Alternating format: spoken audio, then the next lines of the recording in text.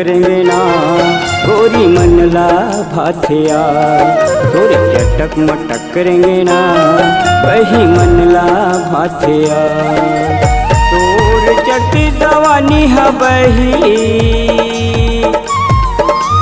तोर चटी दवानी हबही दिल में आगी लगथे। तोरे गुटुर बोली राजा मोरे मनला भातेगा। तोरे गुटुर बोली राजा मोरे मनला भातेगा। मोर जटी जवानी हबैहा, मोर जटी जवानी हबैहा तन मागी लगाथे ना। तोर चटक मटक करेंगे ना गोरी मनला भाथिया। तोरे चटक मटक करेंगे ना गोरी मनला भाथिया।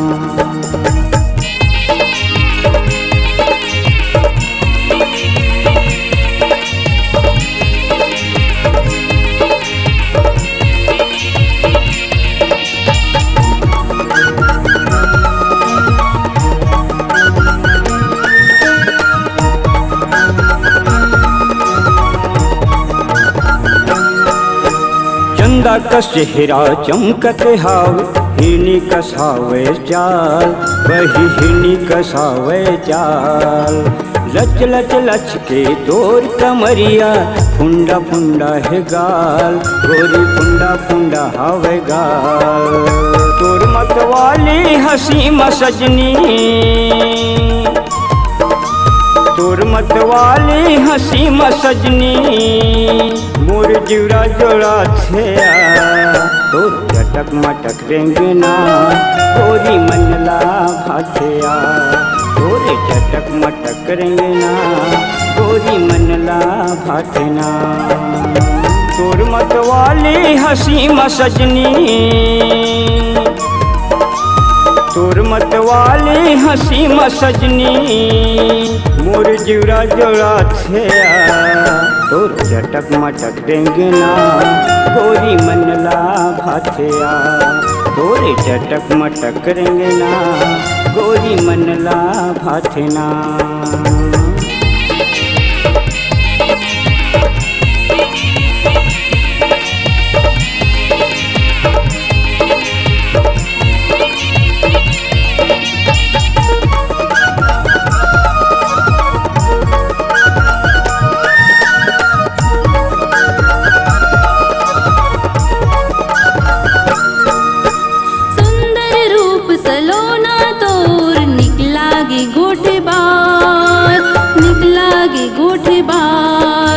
मन मोहे डारे मन मोहना तोरे पहली मुलाकात, पहली मुलाकात। तोरे नटखटी आदत है सजना, तोरे नटखटी आदत है सजना मोरे अंतस लुभाथे। तोरे गुरतुर बोली राजा मोरे मनला भातेगा। तोरे गुरतुर बोली राजा मोरे मनला भातेगा। मोर जदी जवानी हबैहा, मोर जदी जवानी हबैहा तन मागी लगाथेगा। तोरे गुरतुर बोली राजा मोरे मनला भातेगा। तोरे गुरतुर बोली राजा मोरे मनला भातेगा।